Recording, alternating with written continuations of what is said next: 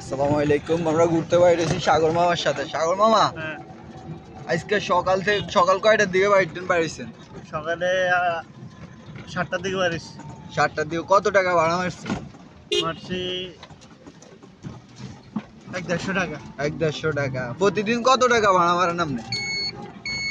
প্রতিদিন 400-500 টাকা। 400-500 টাকা প্রতিদিন, ঠিক আছে নে।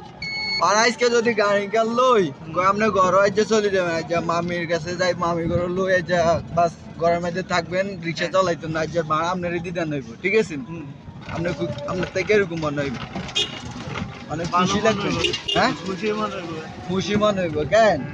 তো এখন আপনি আমার লই কই বাড়িছেন ঘুরতে? এখন যাইতে আছি নগরের পাহাড়ের দিকে। এখন এখানে দেখবো, খাওয়াবো। আচ্ছা ঠিক আছে, বিস্তারিত। আচ্ছা আপনারা দেখতে থাকেন, আপনারা কই যাইতেছি ঘুরতে। এই নগর পাড়ার দিকে আমরা যাইতেছি। মামার